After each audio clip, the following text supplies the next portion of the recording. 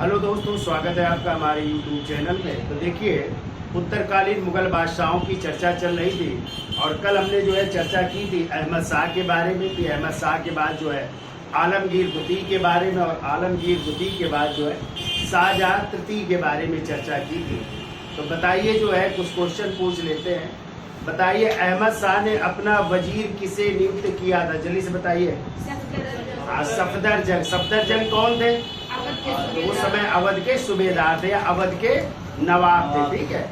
फिर इसी सफदरजंग ने जो है एक जो है अहमद शाह का बड़ा सहयोगी था, हिजड़ा था, जावेद खान।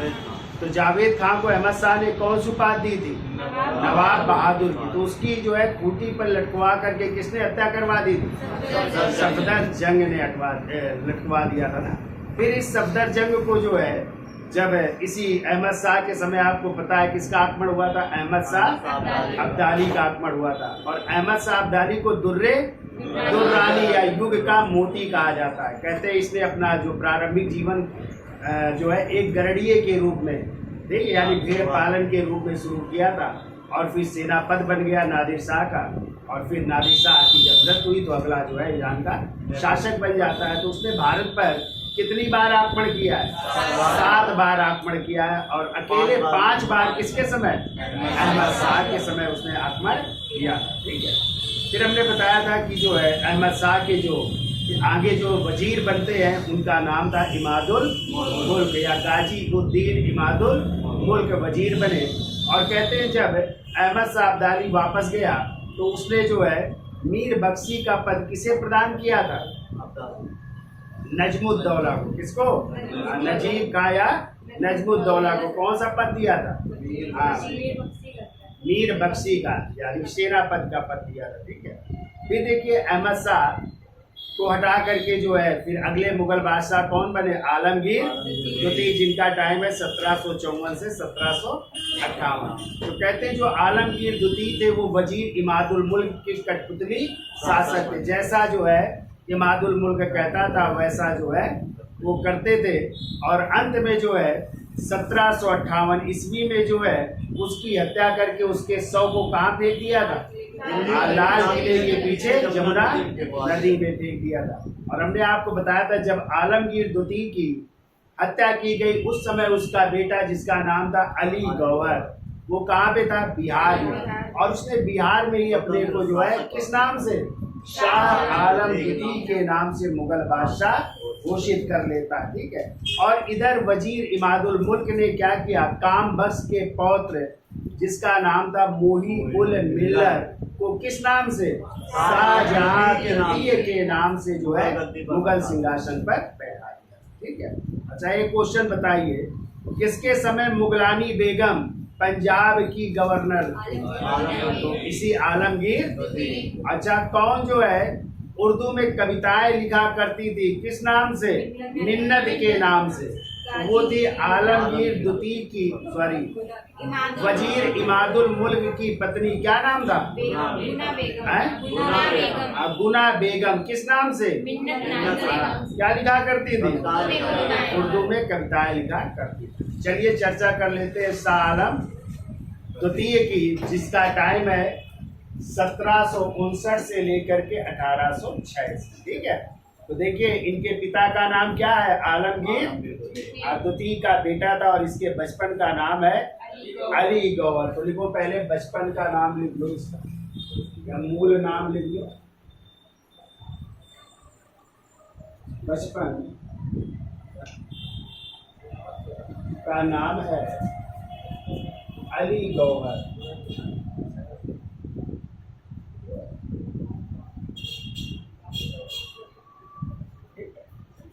पिता का नाम लिख लो।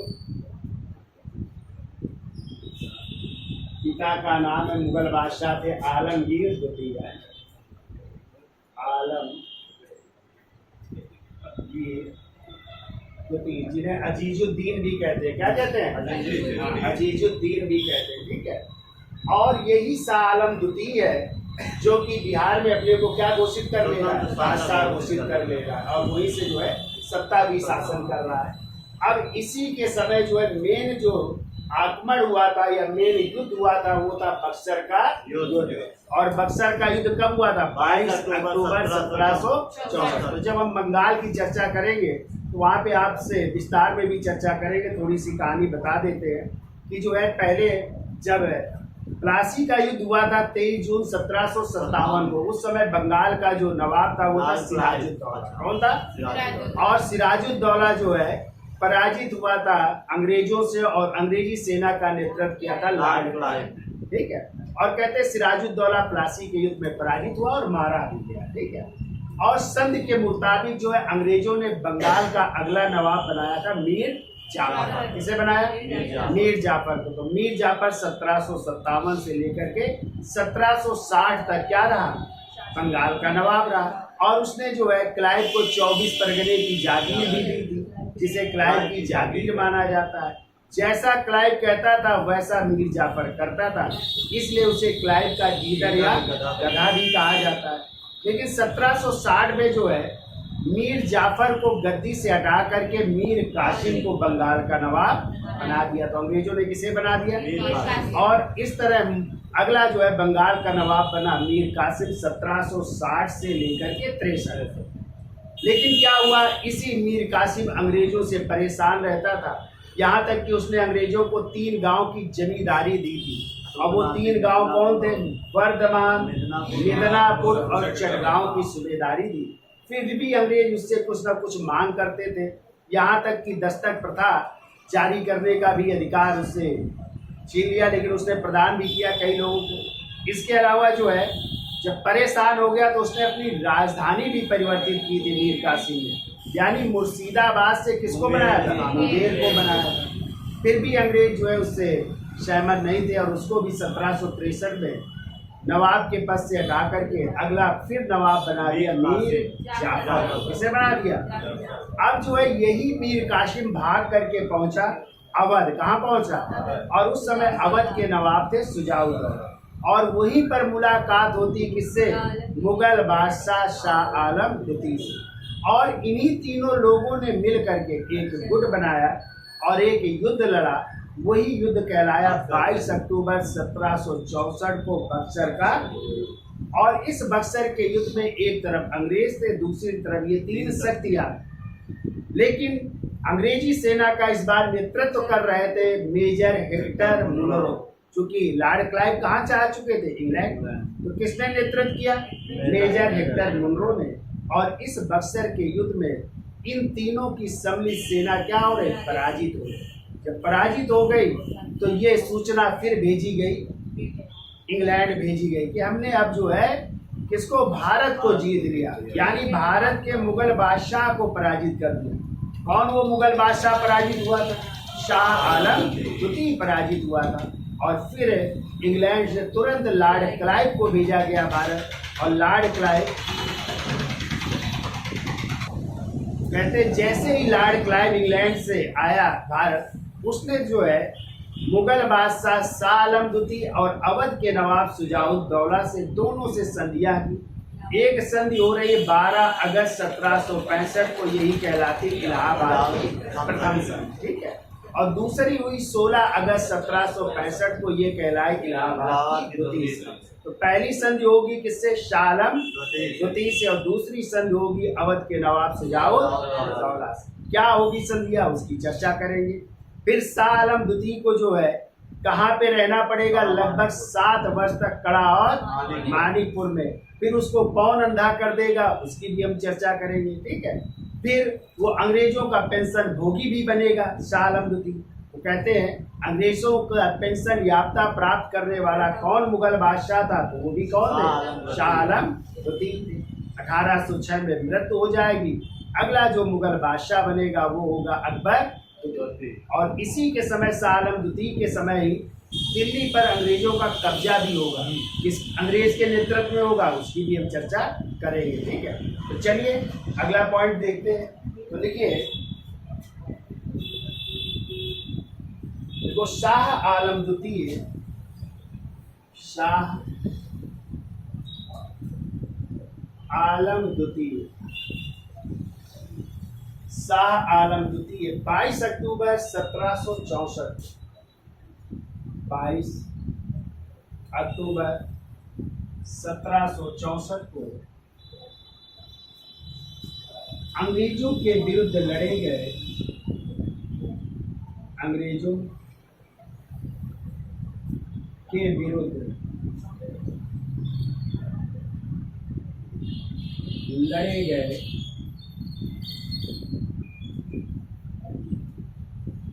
बक्सर के युद्ध में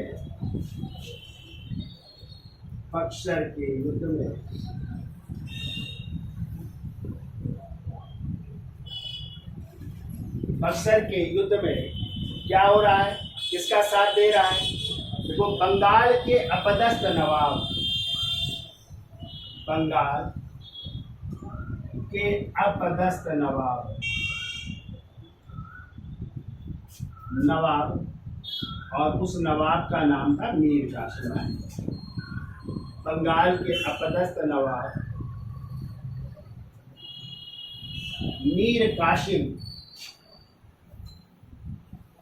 का साथ दिया, मीर कासिम का साथ दिया। आगे लिखो, इस युद्ध में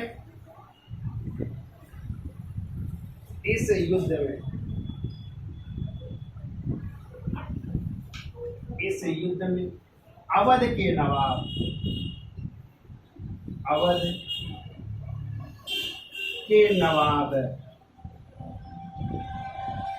और अवध के नवाब कौन है? सुजाउद्दौला है।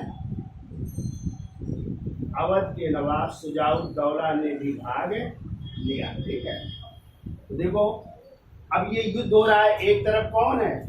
अंग्रेज है। ठीक है, ऐसे समझ लो, बक्सर के युद्ध में एक तरफ अंग्रेज है और अंग्रेजी सेना का नेतृत्व कौन कर रहा है? तो ये भी याद रखिएगा, नेतृत्व कर रहे हैं कैप्टन हेक्टर मुनरो कर रहे हैं, हेक्टर मुनरो। और दूसरी तरफ जो है, ये तीन शक्तियां हैं। कौन कौन? एक है मुगल बादशाह शाह आलम द्वितीय, मुगल बादशाह शाह आलम द्वितीय, तो ये लड़ रहे हैं।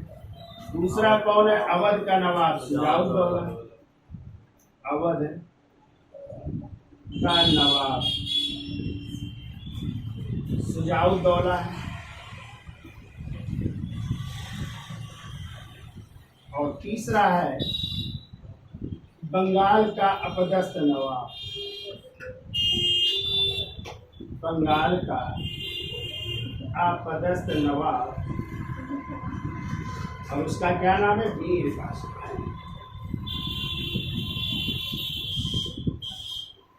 तो ये तीन शक्तियां हैं, और ये तीनों शक्तियां क्या हो रही? ये पराजित हो रही। ठीक है, इस बक्सर के ये तीनों लोग पराजित हुए। जब पराजित हुए तो पराजय की सूचना इंग्लैंड भेजी गई, और वहां से कौन आ रहे हैं? Lord Clive. और लॉर्ड क्लाइव आए तो उन्होंने एक संधि की किससे? मुगल बादशाह शाह आलम द्वितीय से, और दूसरी संधि की अवध के नवाब। चूंकि मीर कासिम बंगाल का पदस्थ नवाब था, उसके पास कुछ था ही नहीं, तो उसको छोड़ दिया। इन दोनों लोगों से दो संधियां हो रही। कौन कौन सी? एक इलाहाबाद की पहली और एक इलाहाबाद की दूसरी संधि हो रही। ठीक है, तो देखिए, तो पहली संधि लिखो, इलाहाबाद की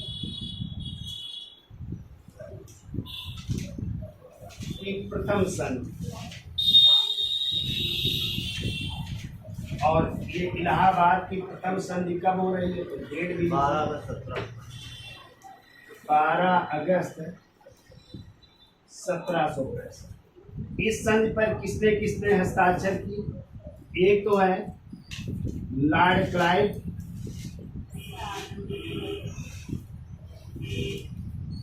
प्लस दूसरे मुगल बादशाह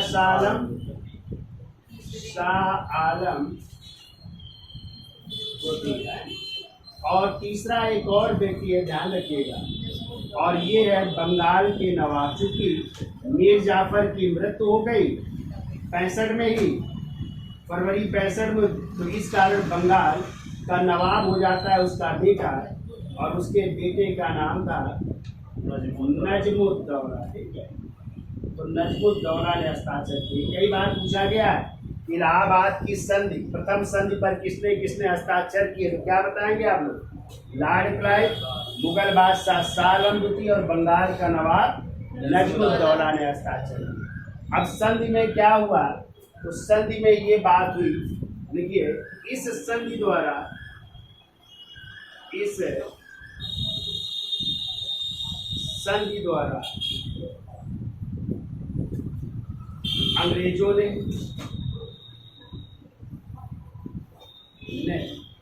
मुगल बादशाह से, मुगल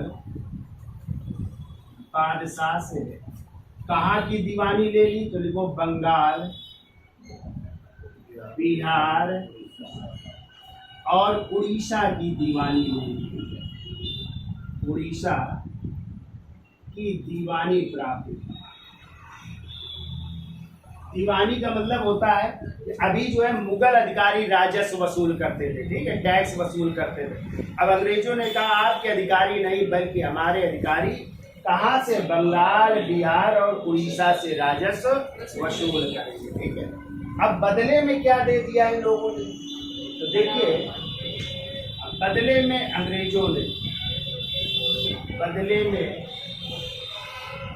अंग्रेजों ने मुगल बादशाह को, मुगल बादशाह को, जो उन्होंने अवध के नवाब किससे, सुजाउद्दौला से क्या लिया था, कड़ा और मानीपुर के जिले, वो दे दिए किसको, मुगल बादशाह। तो मुगल बादशाह को लिख लो, कड़ा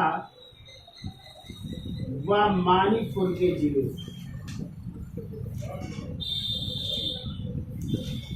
कड़ा और मानीपुर के जिले भी दे दिए। ठीक है, तो उनसे ले रहे हैं बंगाल, बिहार, उड़ीसा की क्या दीवानी, और बदले में क्या दे रहे हैं, कड़ा मानीपुर की जागीर, और क्या दे रहे हैं, पेंशन भी देना स्वीकार करते। तो मुगल बादशाह को क्या बना दिया, पेंशन भोगी बना दिया। तो पेंशन भोगी भी हो गए, पेंशन भी देना स्वीकार किया कि हम आपको पेंशन भी देंगे।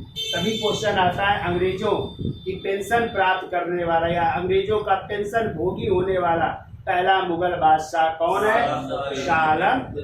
और इनको बेचारे को कहाँ रहना पड़ता है, कड़ा और मानिकपुर में रहते हैं लगभग 7 वर्ष तक, और 7 वर्ष बाद इनको पुनः दिल्ली की गद्दी पर बैठालने का कार्य करेंगे एक मराठा सरदार, और ये महादजी। तो ये तो हो गई इलाहाबाद की पहली संधि। दूसरी संधि भी देख लेते, नहीं तो दूसरी संधि हम आपको जब बंगाल पढ़ाएंगे, ठीक है, वहां पे चर्चा, चूंकि मुगल बादशाह की चर्चा चल रही है तो मुगल बादशाह के बारे में पहली संधि। चूंकि दूसरी संधि होगी किससे, अवध के नवाब सुजाउद्दौला से। कब होगी, 16 अगस्त 1765। और इसमें जो है 50 लाख रुपए हर्जाना लेंगे, कौन, अंग्रेज। और जब तक दे नहीं पाएगा सुजाउद्दौला तो उसको अपने जिले देने पड़ेंगे, कौन, कड़ा और ये धन नहीं दे पाता 50 लाख, तो उसको क्या देने पड़े, कड़ा और मानिकपुर के जिले। और वही जिले लेकर के किसको दे दिए गए, मुगल बादशाह शाह आलम। ठीक है, क्लियर यहाँ तक। तो चलिए अब क्या हो रहा है, तो इसका स्क्रीन शॉट ले लो, आगे चलते हैं। तो देखिए 1765 से 72 तक शाह आलम द्वितीय को कहाँ पे रहना पड़ा, कड़ा और मानिकपुर में। अब कड़ा मानिकपुर से दिल्ली की गद्दी पर कौन बैठाल रहा है, तो महाजी सिंधिया। कब बैठाल रहा है, 1772 ईस्वी। तो देखिए अगला पॉइंट देखो, 1772 ईस्वी में मराठा सरदार, 1772 ईस्वी में मराठा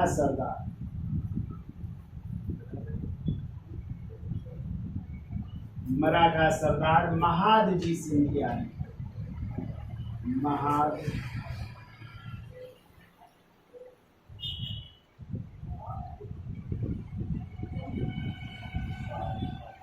महादजी सिंधिया ने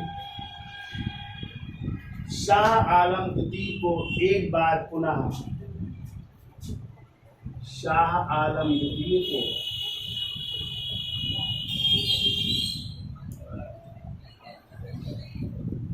शाह आलम द्वितीय को एक बार पुनः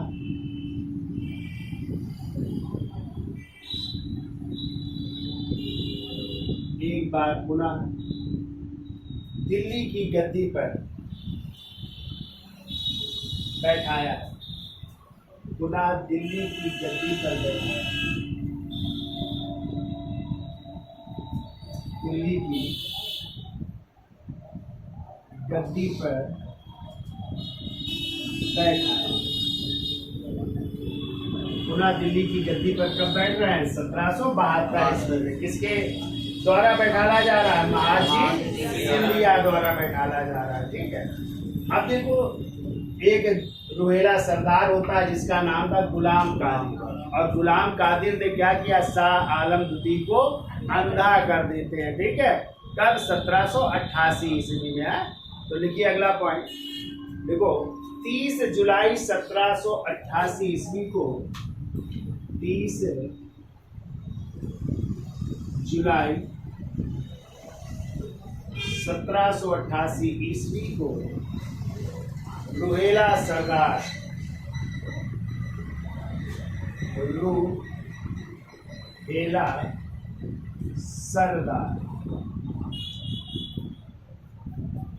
उसका नाम था गुलाम कादिर, गुलाम कादिर। तो आपने पीछे पढ़ा था रोहेला सरदार नजमुद्दौला का नाम पढ़ा था, जिसको किसने? अहमद साहब दारी ने मीर बख्शी का पद दिया था। तो उसी नजमुद्दौला का बेटा भी जबीता खां, और उसी जबीता खां का बेटा था गुलाम कादिर है। तो ये भी उन्हीं का पौत्र है। किसका? नजमुद्दौला का। तो ये क्रम याद रखना है। नजमुद्दौला, फिर उनका बेटा जबीता खां, और फिर इसके बाद गुलाम कादिर उनका बेटा है। तो क्या लिखा? रोहेला सरदार गुलाम कादिर ने सम्राट को अंधा कर दिया, ने सम्राट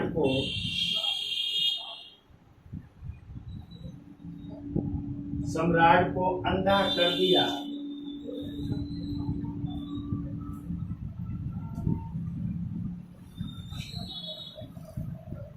सम्राट को अंधा कर दिया, और 1806 में इसकी हत्या कर दी गई, और 1806 ईस्वी में इसकी हत्या कर दी गई, इसकी हत्या कर दी गई।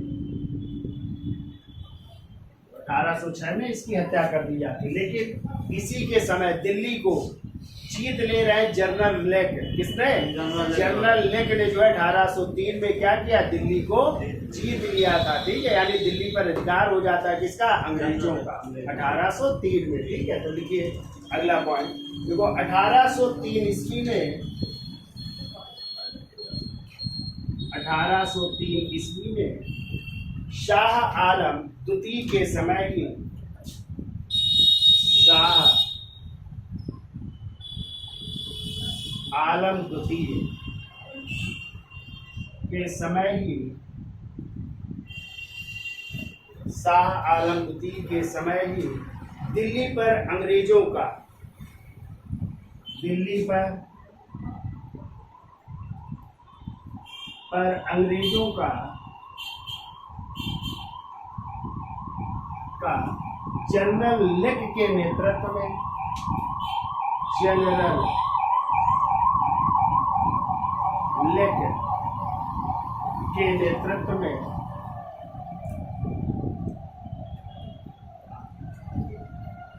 जनरल लेक के नेतृत्व में अधिकार हो गया, नेतृत्व में अधिकार हो गया,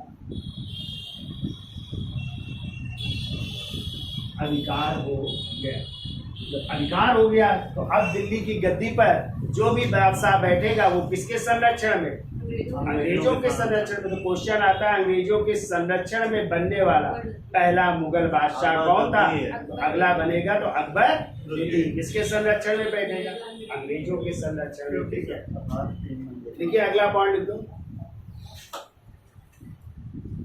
देखो, अंग्रेजों के संरक्षण में प्रथम पेंशन भोगी मुगल बादशाह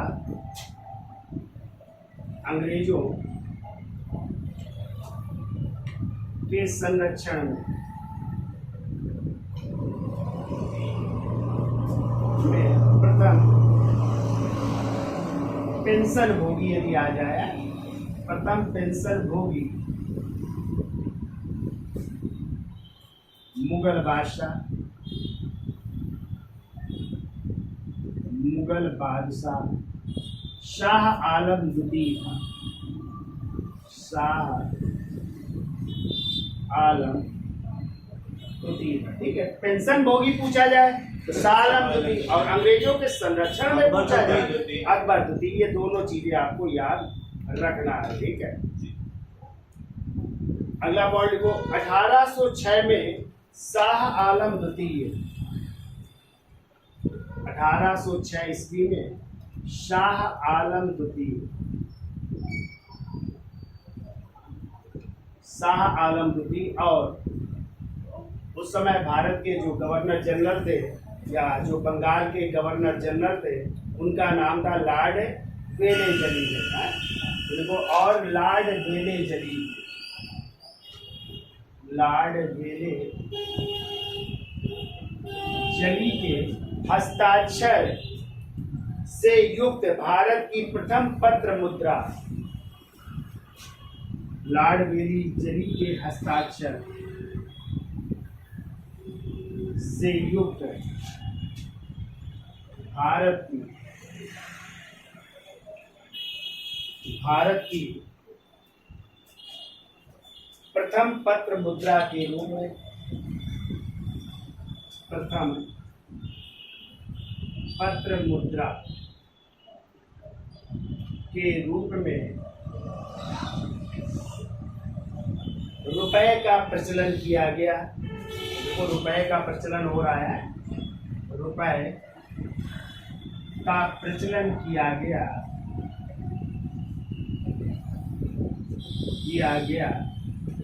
और इस रुपए के जो जारी करने वाला बैंक था, और आपको पढ़ा होगा बैंक ऑफ बंगाल, जिसकी स्थापना 1806 में हुई। उसी बैंक ऑफ बंगाल ने कौन सी मुद्रा जारी की?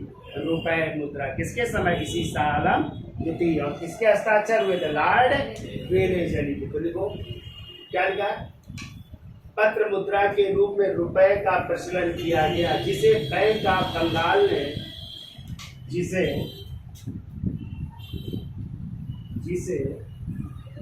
बैंक ऑफ बंगाल, जिसे बैंक ऑफ बंगाल ने 1806 ईस्वी में जारी किया। 1806 ईस्वी में जारी किया।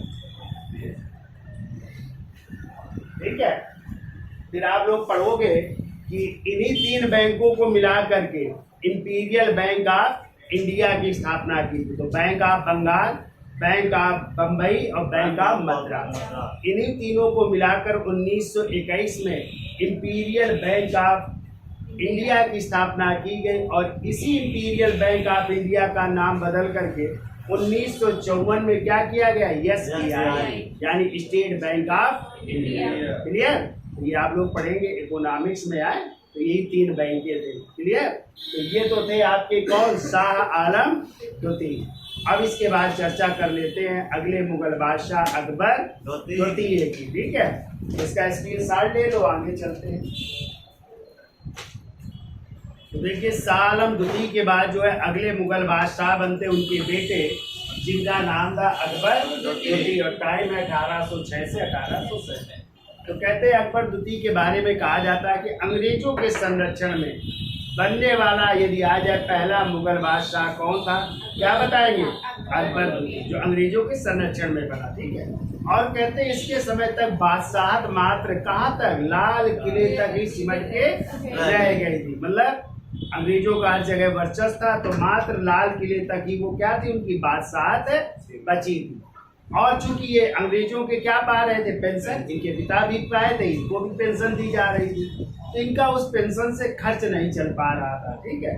तो उस समय जो है सबसे ज्यादा पढ़े लिखे भारतीय पुनर्जागरण के अग्रदूत जिनका नाम था राम मोहन राय। तो राम मोहन राय को जो है अकबर द्वितीय ने उपाधि दी राजा की। कौन सी? बहुत क्वेश्चन आता है कि किसने जो है राम मोहन राय को राजा की उपाधि दी थी, तो क्या बताएंगे? अकबर द्वितीय। इस तरह उनका नाम हो गया राजा राम मोहन राय। और कहते हैं अपनी पेंशन बढ़वाने के लिए अकबर द्वितीय ने किसको भेजा? राजा राम मोहन राय को इंग्लैंड भेजा। और उस समय इंग्लैंड के जो राजा थे विलियम चतुर्थ के दरबार, कहते वार्ता हो जाती है, लेकिन वहीं पर जो है राम मोहन राय जी बीमार हो गए, ठीक है। और बीमार होने के कारण 1833 में उनकी क्या हो जाती? मृत्यु भी इंग्लैंड में ही हो जाती है। तो कहते हैं उनकी डेड बॉडी को इंडिया नहीं लाया गया, वहीं पे दफन कर दिया गया। और यदि आ जाए कि राजा राम मोहन राय की समाधि कहाँ पे है, तो इंग्लैंड के ब्रिस्टल शहर में। कहाँ पे है? इंग्लैंड के ब्रिस्टल शहर में उनकी समाधि बनी हुई है। और आपको पता है इसी ब्रिस्टल शहर में एक और क्रांतिकारी की समाधि है।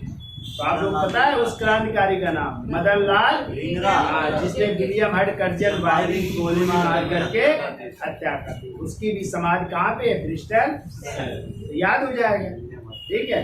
तो लिख लीजिए इनके बारे में।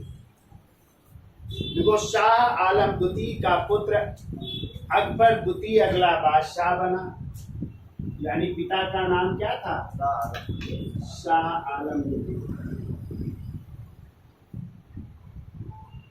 शाह आलम द्वितीय क्या लिखा आप लोगों ने? शाह आलम द्वितीय का पुत्र अकबर द्वितीय अगला मुगल बादशाह बना, जो अंग्रेजों के संरक्षण में, अगला पॉइंट को, अंग्रेजों के संरक्षण में, अंग्रेजों के संरक्षण में, अंग्रेजों के संरक्षण में बनने वाला प्रथम मुगल बादशाह, बनने वाला प्रथम मुगल बादशाह, प्रथम मुगल बादशाह।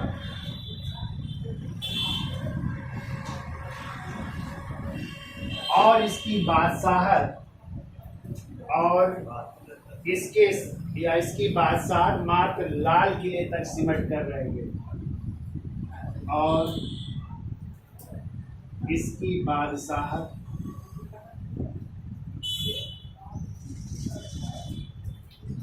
मात्र लाल किले तक, लाल किले तक सिमट कर रहेगा।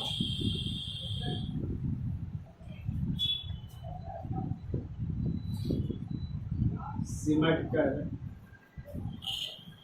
रह गई। नाम मात्र का ही केवल मुगल बादशाह बनना, ठीक है, बचाइएगा। अब लिखिए,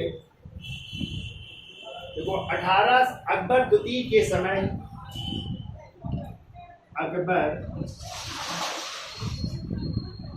द्वितीय के समय जो मुगल सिक्के थे उनको क्या कर दिया गया? बंद कर दिया गया, ठीक है। देखो 1835 ईस्वी में, समय ही 1835 ईस्वी में मुगल सिक्कों को बंद कर दिया गया, या मुगल कालीन सिक्कों को बंद कर दिया गया, बंद कर दिया गया,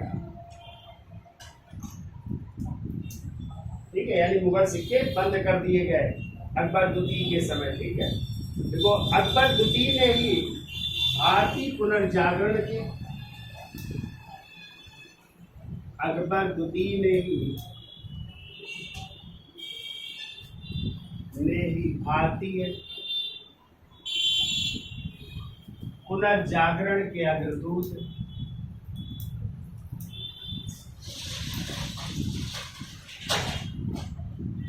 के अग्रदूत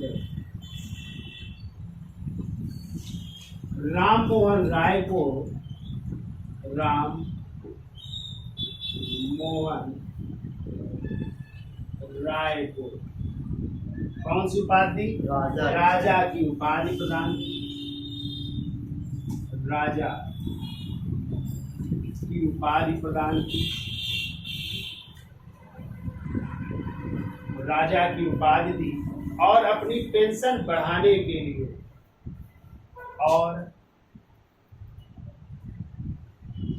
अपनी पेंशन बढ़ाने के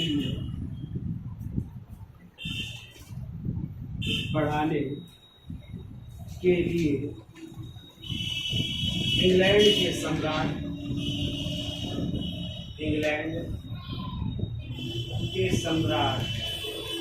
विलियम चतुर्थ के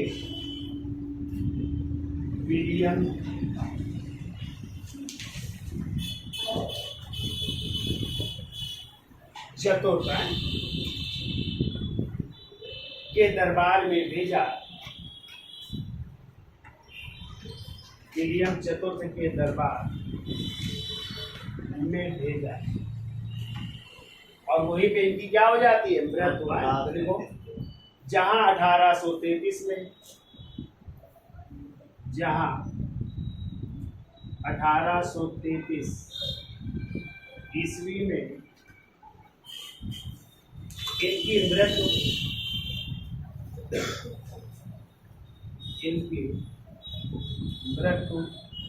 इंग्लैंड के ब्रिस्टल शहर में हो गई।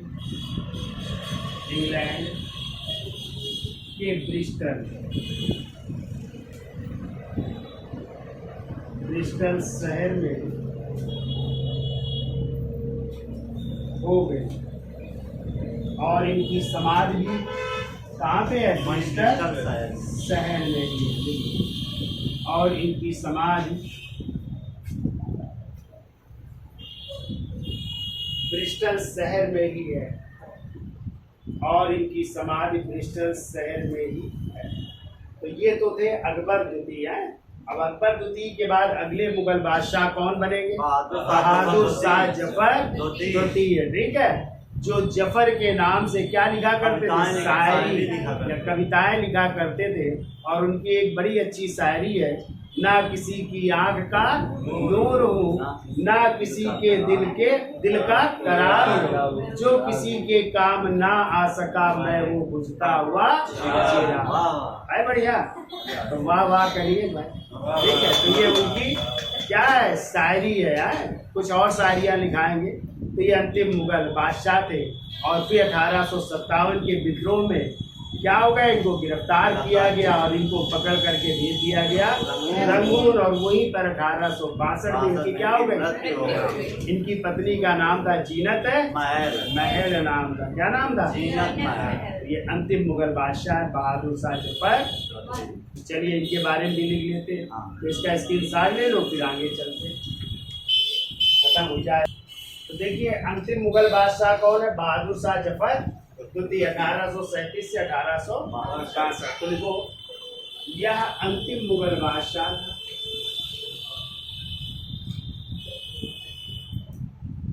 अंतिम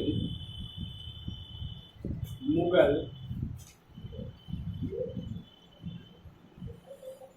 बादशाह था जो जफर के नाम से क्या लिखा करता था? शायरी किया करता था। लेकिन जो जफर के उपनाम से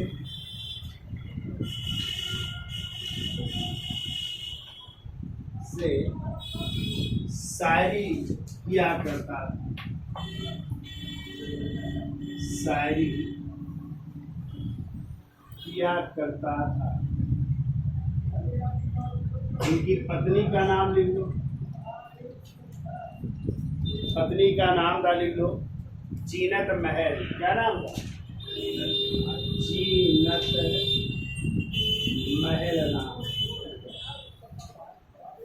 इनके जो है वो लिख लीजिए साहित्यिक निर्देशक। साहित्यिक निर्देशक थे असल अस्करी थे, हसन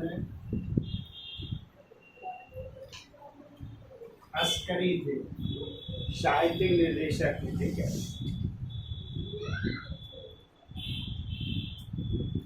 इनके दरबार में एक और शायर रहते थे, कौन? मिर्जा गालिब भी रहते थे। बिल्कुल, दरबार में मिर्जा गालिब, जिनका असली नाम था असद उल्ला खान। उल्ला खां भी रहते हैं, और इनका जन्म हुआ था असदुल्ला खां का, लिख लो, आगरा में है जन्म, आगरा में हुआ था। ठीक है, और ये 1857 के विद्रोह का इन्होंने आंखों देखा हाल जो है प्रस्तुत किया, ये भी याद रखिएगा। ठीक है, ये आगरा के मूल निवासी थे और बहादुर शाह जफर के दरबार में रहते थे यार, मिर्जा गालिब। देखो, 1857 के विद्रोह में, 1857 के विद्रोह में विद्रोहियों का साथ देने के कारण,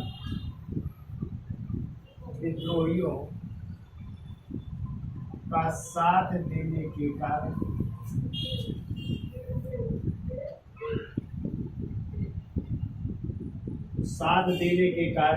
इनको पकड़ करके कहाँ भेज दिया गया? रंगून भेज दिया गया था। ठीक है, इनको देने के कारण अंग्रेजों ने इन्हें गिरफ्तार करके, अंग्रेजों ने इन्हें, और कहाँ से गिरफ्तार किया था? हुमायूं के मकबरे से। अंग्रेजों ने इन्हें गिरफ्तार करके रंगून, और रंगून जो है कहाँ पे था? बर्मा, या आज को म्यांमार कहते हैं। रंगून भेज दिया, रंगून भेज दिया, जहां 1862 में इनकी मृत्यु हो गई। जहां 1862 में इनकी मृत्यु हो गई, तो इनका मकबरा कहाँ पे है? रंगून में। और कहते हैं, लिखा हुआ है कि ऐसा बस नसीब बादशाह है कि इसको 2 गज नसीब भी नहीं हुई अपने देश में। कहाँ? भारत का बादशाह, और बेचारा कहाँ दफन है? म्यांमार, रंगून में दफन है। ठीक है, अगला लिखिए। देखो, कानूनी रूप से 1 नवंबर 1858 को, कानूनी रूप से 1 नवंबर 1858 को महारानी विक्टोरिया के घोषणा पत्र के साथ ही, तो महारानी विक्टोरिया के घोषणा पत्र के साथ ही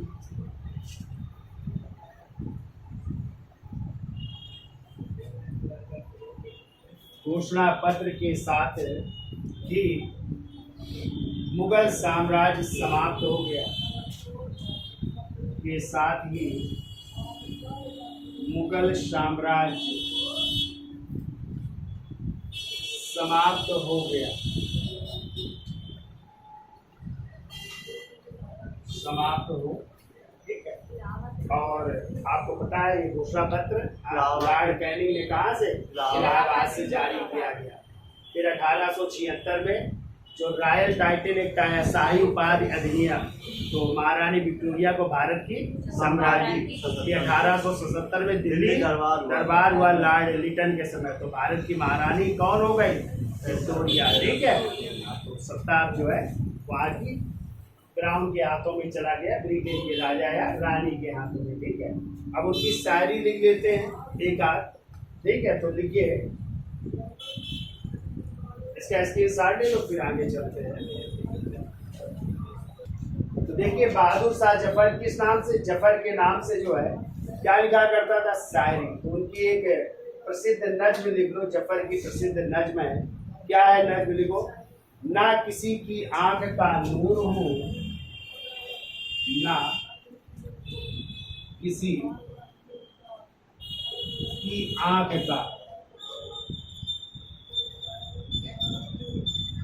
का नूर हूँ, ना किसी के दिल का,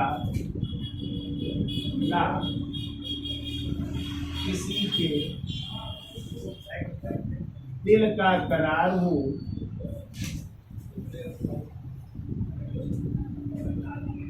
ना किसी के दिल का करार हूँ, जो किसी के काम ना आ सका, जो किसी के काम ना आ सका,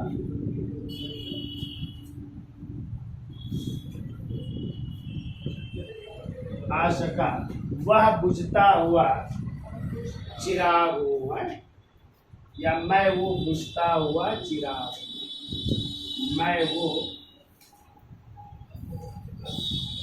बुझता हुआ चिराग हूँ। ठीक है, यानी ना किसी की आंख का नूर हूँ, ना किसी के दिल का करार हूँ, जो किसी के काम ना आ सका वो मैं बुझता हुआ चिराग। ठीक है, ये उनकी जो है क्या थी, प्रसिद्ध नज्म थी। बाकी बहुत सारी उन्होंने लिखी है नज्में। लिखा उन्होंने दम दमे में दम नहीं अब खैर मांगे, जान की ए जफर अब बुझ चुकी शमशीर हिंदुस्तान। ऐसे और लिखी उन्होंने, गाजियों में खू रहेगी जब तलक ईमान की, तक ते लंदन तक चलेगी तेग हिंदुस्तान। ठीक है, और जो मिर्जा गालिब है उनकी भी एक प्रसिद्ध नज्म है, सुन लो। हर एक बात में कहते हो तुम की क्या है, तुम ही कहो कि यह अंदाज गुफ्तगू क्या है, रंगों में दौड़ते फिरने के हम नहीं कायल, जब आंख ही से नहीं टपका तो फिर लहू क्या। ये लिखा है किसने, मिर्जा गालिब की नज्म है। तो नज्म भी सुनते रहिए और साथ में पढ़ाई भी करते रहिए। धन्यवाद।